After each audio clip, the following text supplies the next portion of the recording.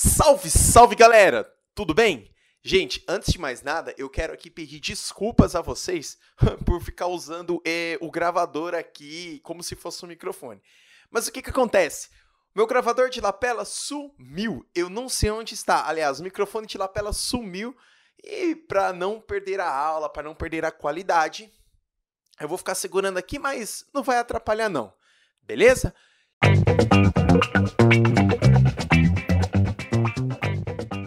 Gente, vamos lá. A FUVEST está chegando. A FUVEST 2020, ela já está aí.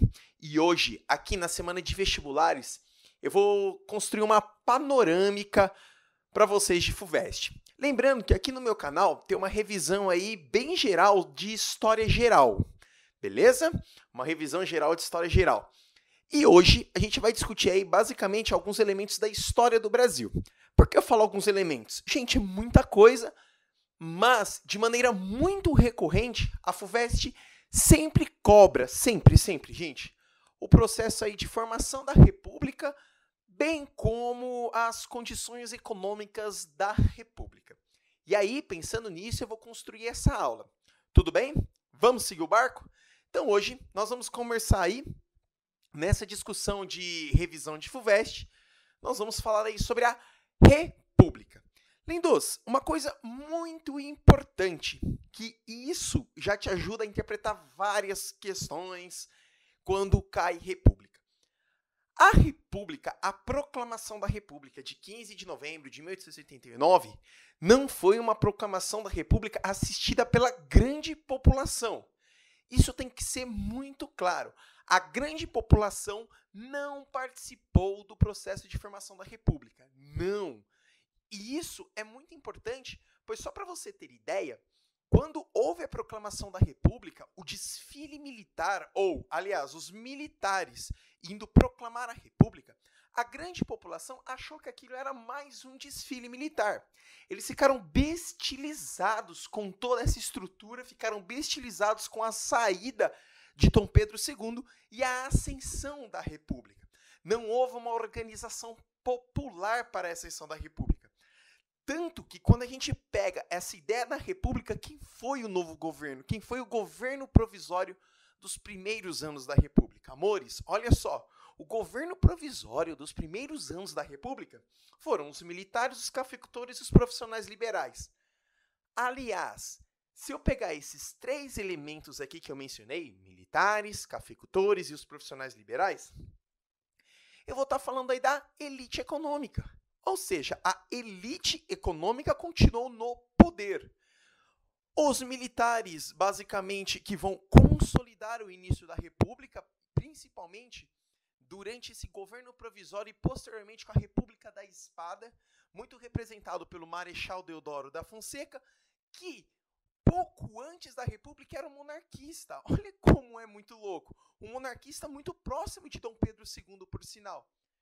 Vai ser organizado também pelo Floriano Peixoto, ou seja, militares de grande importância no pacote da formação da República. Isso, mais uma vez, mostra que a população, de fato, não participou. Embora a consolidação da República Brasileira trouxe ideais iluministas de discussão, de liberdade individual, era de discussão, de liberdade individual, para quem já estava no poder, para quem já estava na elite. Tudo bem? Os cafeicultores, ou seja, os barões do café, os donos de terra, querendo ou não, a antiga estrutura agrária brasileira, a antiga estrutura colonial, continuava ainda nesse novo modelo de república. Aliás, nesse novo modelo de república, continuou no novo modelo de organização política do Brasil. E, naturalmente, os profissionais liberais. Uma coisa muito importante que você tem que fazer uma análise básica. Nossa, mas e as mudanças? Afinal, a gente está saindo de uma monarquia e virando uma república. As mudanças são colossais. Muito importante que sim, houve algumas mudanças. O primeiro fato, agora a gente tem um presidente, nós não temos mais um imperador. Só que não houve transformações radicais. Ocorreram transformações que eu já vou mencionar aqui para vocês, mas houve uma ausência de transformações radicais. Por que uma ausência de transformações radicais? Porque, amores, quem tomou o poder eram exatamente o poder monárquico também. Esses aqui, eles não se tornaram poderosos a partir da República. Não, eles sempre foram poderosos. Pelo contrário, a República deu mais poder a eles. Tudo bem? Mas é claro que, embora o documento da formação da República aponta como uma revolução, não foi bem assim. Pois os textos que correm sobre esta revolução da República, eles já se contradizem e, inclusive, remetem muito à estrutura monárquica brasileira. Bom, mas, dentre as mudanças, nós vamos ter a instituição do federalismo. Isso é muito importante. As antigas províncias do Império agora se tornam estados. As antigas províncias do Império agora podem decidir sobre os meios pelo qual seguir. Você não tem um poder central definindo as discussões de cada estado. Ou seja, cada estado vai propor um governador, cada estado vai propor uma constituição, cada estado vai propor um deputado. Mas é muito importante que, quando a gente põe essa instituição do federalismo, isso não quer dizer que o estado possa criar uma constituição que suplante a Constituição Federal, mas ele pode se organizar.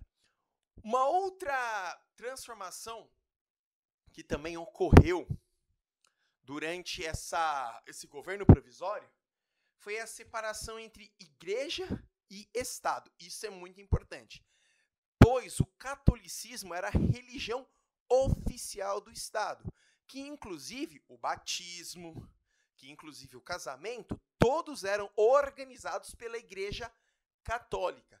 Nessa transformação inicial de república, o Brasil passa a se tornar um Estado laico. Isso é muito importante. Uma dica, amores. Esses elementos que eu estou apontando vão ser eles que vão computar, em 1890, a primeira Constituição Republicana do Brasil. Essas já foram mudanças de maneira pronta e foram prontamente mudanças que ocorreram durante a proclamação da República. Outra coisa também é a lei da naturalização, pois, querendo ou não, a população no início da República perseguia muitos portugueses, pois, dado toda a condição colonial que o Brasil foi, mesmo depois, durante a sua independência. E aí, todos os portugueses que queriam se naturalizar, pois as perseguições para com os portugueses eram muito efetivas, principalmente poderiam, da população. Se naturalizar ou também... Pois as perseguições para com os portugueses eram muito efetivas, principalmente da grande população.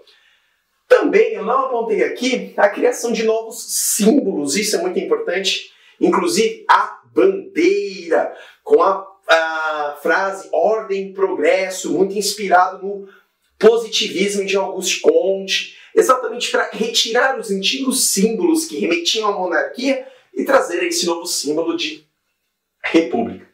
Aí o que acontece? Uma das primeiras atitudes econômicas dessa estrutura, dessa formação republicana, foi pensado pelo então ministro da Fazenda, o Rui Barbosa, em 1890. Uma política conhecida como encilhamento. Bom, na verdade, encilhamento acabou sendo quase que a consequência. Rui Barbosa, não vou assim só culpar Rui Barbosa, o governo, a fim de industrializar o Brasil e criar uma dinâmica econômica muito veloz, afinal, eles queriam, nesse contexto econômico, colocar o Brasil num cenário mundial, permitiu que bancos do Rio de Janeiro, bancos de São Paulo e bancos também do Rio Grande do Sul passassem a emitir muita moeda. A ideia era, se eu emitir muita moeda, eu estimulo a produção, estimulo o consumo, estimulo o desenvolvimento industrial, consequentemente a economia do Brasil vai ganhar aí passos enormes. Só que vale destacar que nesse contexto, talvez, não é que ele esqueceu, mas ele analisou que o Brasil tinha uma estrutura totalmente agrícola. E qual foram as consequências do encilhamento, que aí basicamente foi a primeira grande crise econômica do recém-criado governo republicano. Então é muito importante. a República Brasileira já fora inaugurada com uma crise econômica. Importante, já foi inaugurada por uma crise econômica. Esse encilhamento vai gerar muita inflação, afinal, muita moeda no mercado não acompanhava a capacidade de produção. Mesmo porque a política inicial de Rui Barbosa era desenvolver a indústria. Quando você emite muita moeda e tem uma indústria incipiente no Brasil, a indústria incipiente no Brasil não era capaz de gerar muitos produtos para atender a esta nova demanda, o que vai gerar a inflação. Criação de muitas empresas fantasmas, muitas pessoas pensando, aliás, eu já vou ligar empresas fantasmas e especulação, tá? Isso é importante. Muitas pessoas pensando em lucrar compravam muitas ações na Bolsa de Valores, muitas ações na Bolsa do Rio de Janeiro, muitas ações, muitas ações, muitas ações. E estas ações eram apenas cartas, eram apenas ações, eram apenas papel, não tinha uma produção, o que vai gerar um grande caos já no processo inicial do governo republicano brasileiro. É claro também que esse encilhamento vai ser muito combatido e muito contestado pela elite cafeicultora do Brasil. Afinal, era uma política para desenvolver a indústria no Brasil. E os cafeicultores não queriam que desenvolvesse a indústria no Brasil. Eles queriam que desenvolvesse e continuasse a desenvolver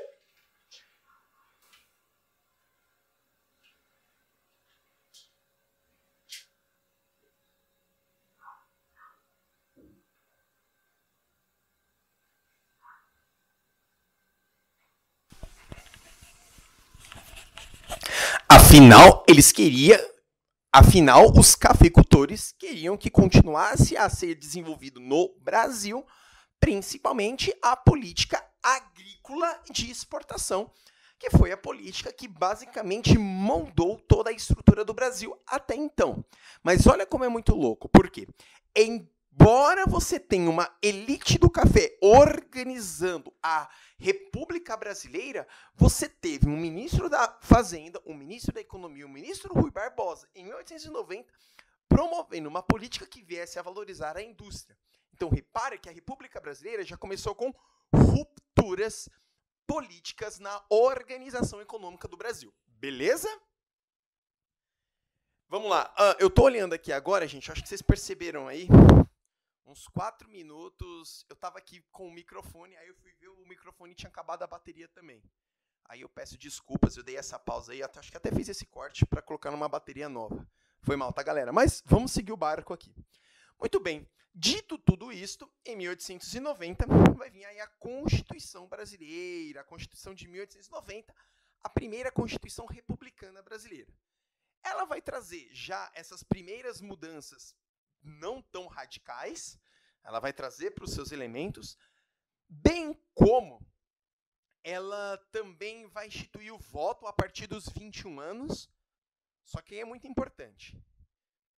Não votava mulher, não votava analfabeto, não votavam religiosos que tinham feito alianças eclesiásticas, não votavam.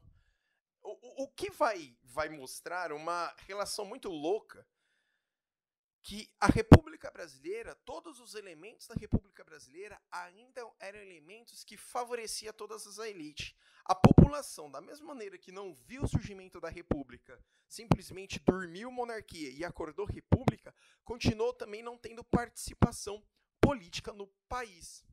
Isso é muito louco. E aí, quando a gente também começa a analisar essa Constituição, era uma Constituição que em momento algum quebrou aquela estrutura monárquica para valer. Não, ela não quebrou. Ela deu uma nova reconfiguração na política social brasileira, na política econômica, na política social, enfim, brasileira.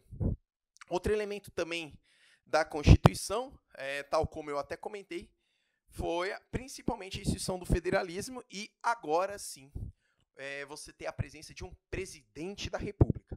Mas uma coisa é muito importante, a Constituição de 1890 tinha como objetivo manter essa estrutura clássica aqui no Brasil.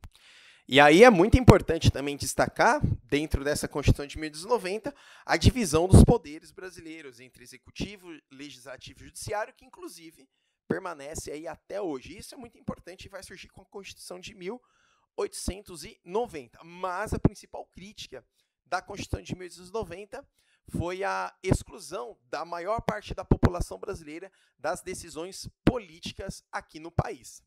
Beleza? Vamos seguir o barco? Então, gente, querendo ou não, tá aqui um panorama bem geral do início da República Brasileira.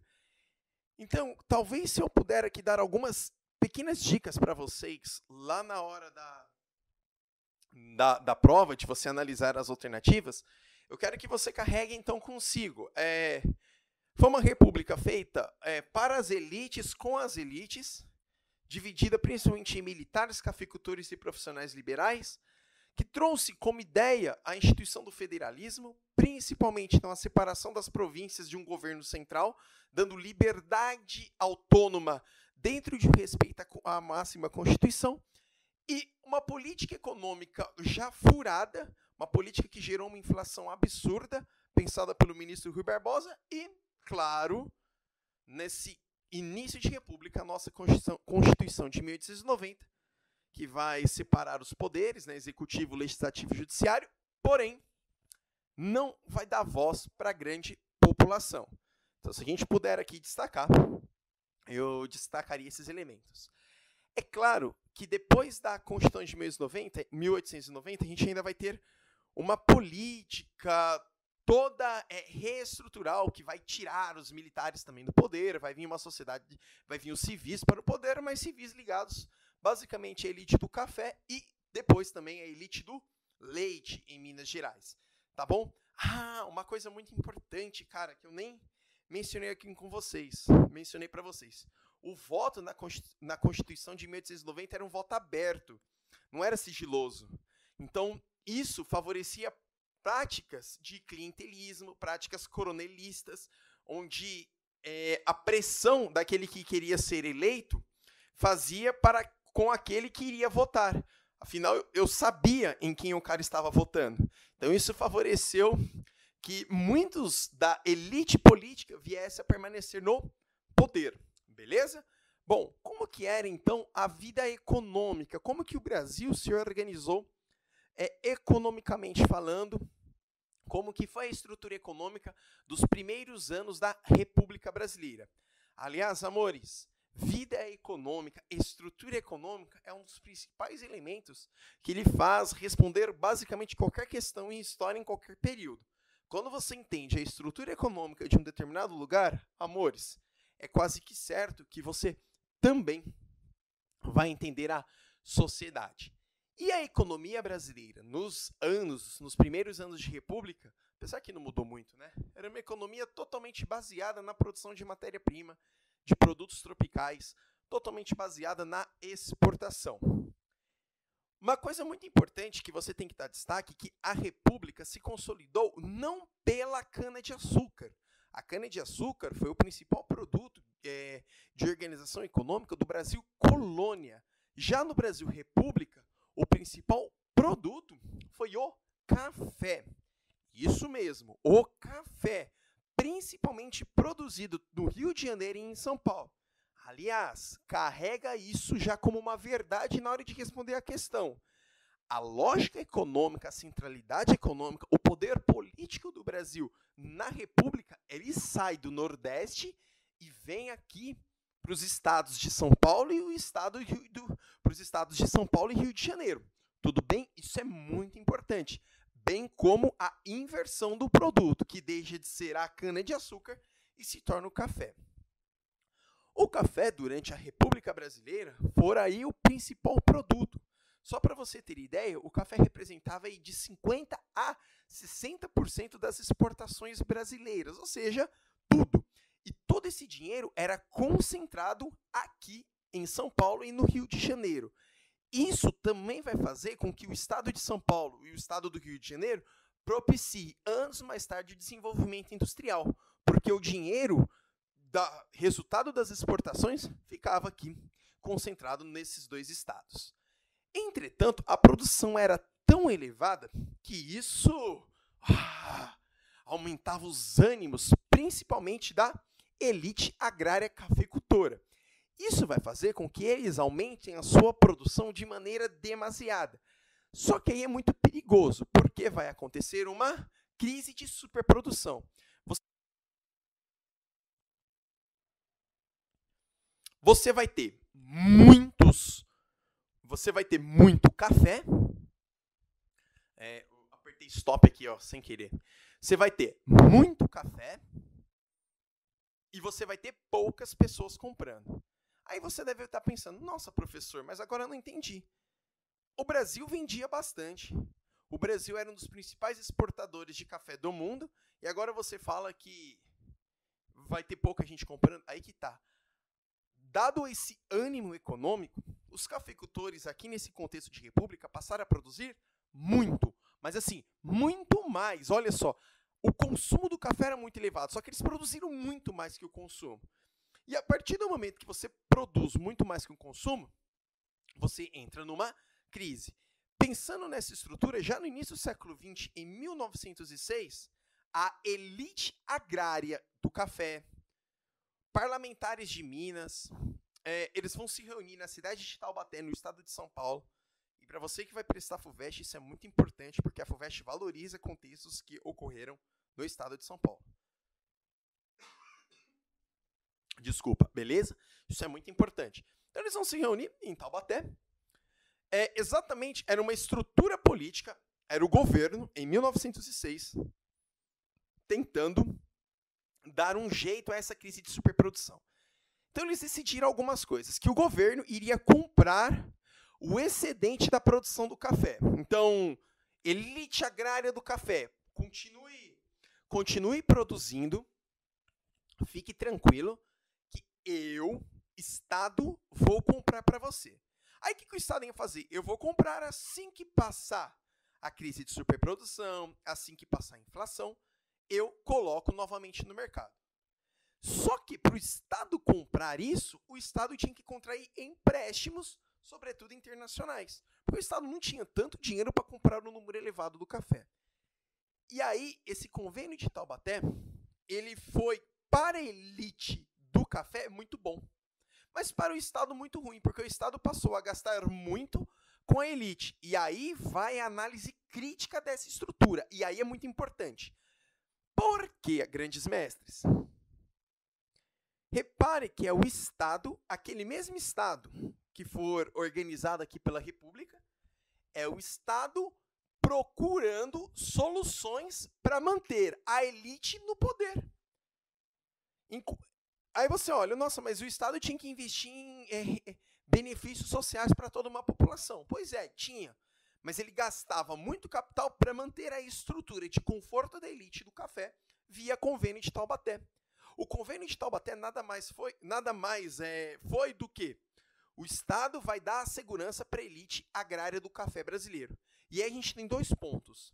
O primeiro ponto é, eu consigo naquele momento entender, afinal de 50% a 60% das exportações do Brasil, ou seja, da grana que o Brasil recebia nesse contexto econômico, vinha do café. Então você tem que dar segurança para o barão do café.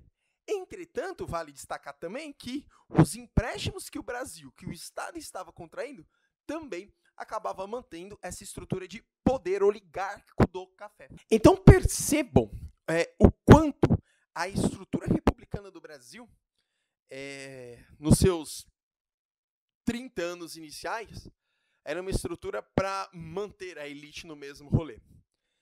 Eu quero deixar aqui claro para vocês um destaque muito importante do açúcar nesse contexto republicano. Não é que o açúcar ele sai totalmente de cena, não. Mas há um grande declínio do açúcar durante o período republicano brasileiro. Bom, alguns motivos que vai justificar a inversão da centralidade econômica e a necessidade da produção do açúcar para o café, que vai fazer com que o Nordeste fique literalmente em escanteio e valorize uma centralidade cada vez mais forte no estado de São Paulo e no Rio de Janeiro. O açúcar passa a sofrer com competição internacional, Antilhas passam a produzir, e a Europa passa, principalmente ali na Alemanha, a extrair o açúcar da beterraba, o que diminui a competição internacional do açúcar do Brasil, que durante muito tempo era o que conduzia aí a estrutura econômica nacional. Entretanto, o açúcar vai ficar muito vinculado ao mercado interno. E compreender toda a estrutura econômica republicana acaba sendo bem simples. Então a gente vai ter uma estrutura econômica que até a Revolução de 30, até 1930, quando Getúlio Vargas assume o rolê, totalmente vinculada à produção de matéria-prima, sendo o café o principal produto dessa estrutura.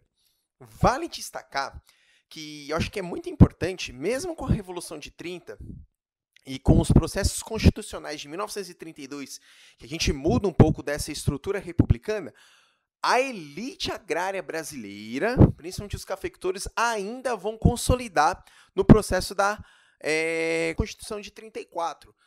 Então, querendo ou não, repara como a elite agrária brasileira, tá difícil de sair aqui, meu Deus, repara como a elite agrária brasileira sempre permeou as discussões políticas brasileiras, beleza?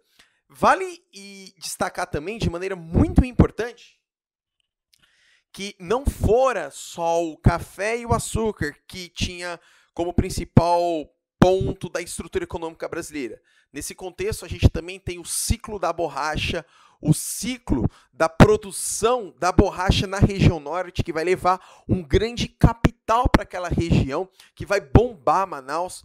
A gente também teve a produção do cacau no sul da Bahia. Mas, como principal pauta econômica de exportação durante a economia da República, foi o café.